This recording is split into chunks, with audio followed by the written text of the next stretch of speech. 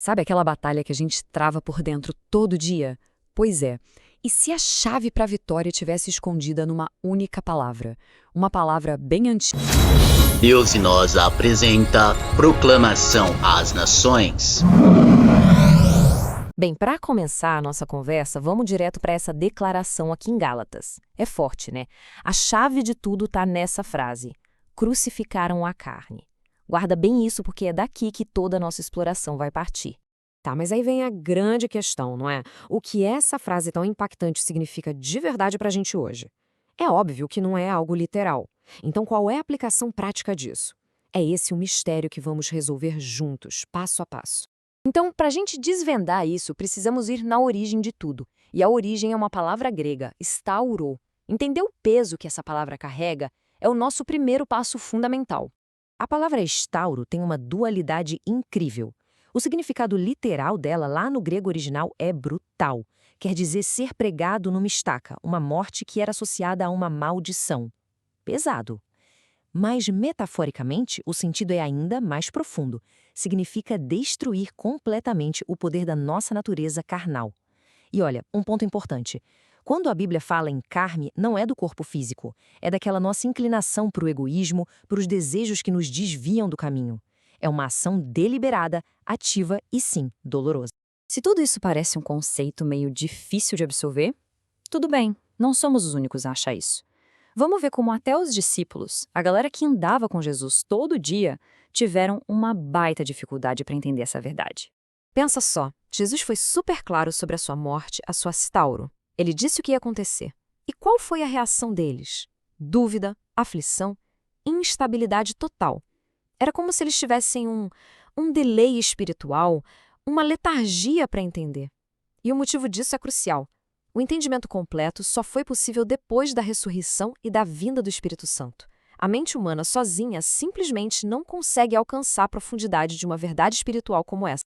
Essa imagem ilustra muito bem essa transformação. Antes, existia uma certa desconexão entre alma, corpo e espírito. Mas depois, com a chegada do Espírito Santo, uma nova consciência surge. Ele se torna o elo que faltava, nos conectando com a verdade espiritual e nos dando a capacidade de finalmente compreender. Agora, vamos avançar para um momento histórico que serve como uma alegoria perfeita para nossa batalha interior de todo santo dia. A cena é dramática.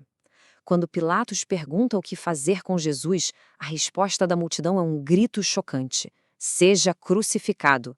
A grande ironia é que a mesma multidão que antes queria coroá-lo rei, agora pedia a morte dele. E, sem saber, estava cumprindo um propósito muito maior. Essa balança é uma representação muito poderosa. De um lado, Barrabás, que simboliza a vontade da carne, o impulso de fazer o que é errado. Do outro, Jesus, a justiça de Deus. A escolha da multidão reflete uma tendência que a gente vê no mundo: o desejo de soltar o criminoso interior, os nossos impulsos, e crucificar o justo, a palavra que nos modera e nos purifica. O Evangelho de Marcos nos dá um detalhe preciso. A crucificação começou às 9 da manhã e só terminou às 3 da tarde. Foram 6 horas de um sofrimento intenso, 6 horas de agonia. E tudo isso para quê? Para nos tirar da condição de criminosos e nos dar uma vida completamente nova. Certo, então como é que a gente traz esse conceito tão antigo e poderoso para as nossas vidas hoje? O que significa, na prática, assumir a nossa cruz pessoal? A resposta começa com este chamado do livro de Hebreus. Sair do arraial é uma metáfora muito forte. Significa deixar para trás a nossa zona de conforto, sabe? Abandonar os caprichos e os prazeres da nossa natureza carnal. Então, o ponto crucial é este. Assumir nossa cruz se resume a 3 ações bem práticas. Primeira, sair da cidade, que é negar os desejos da carne. Segunda, assumir a condição, ou seja, viver como alguém cuja natureza carnal já foi sentenciada. E terceira, abraçar a dor. Porque a disciplina espiritual, o ato de abrir mão do nosso ego, isso dói, mas é o único jeito de crescer de verdade. Isso nos leva àquela expressão que todo mundo conhece: no pain, no gain. Sem dor, não há ganho.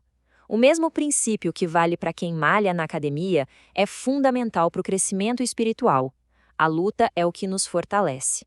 Para finalizar, é essencial entender que Crucificar a carne não é um evento único, não é um interruptor que a gente liga e desliga. É um processo, uma jornada que continua, todos os dias. O aperfeiçoamento espiritual não é instantâneo, é muito mais parecido com uma criança aprendendo a andar. Os primeiros passos são instáveis. A gente vai cair de vez em quando, com certeza, mas o segredo é simplesmente levantar e continuar prosseguindo, sempre mantendo os olhos no objetivo. A história de Staurou não termina na cruz, ela começa lá. O mesmo poder que ressuscitou Cristo vive em nós, nos capacitando para essa nova vida. A questão, então, não é se a batalha existe, a batalha é real. A verdadeira pergunta é: como vamos escolher lutar hoje?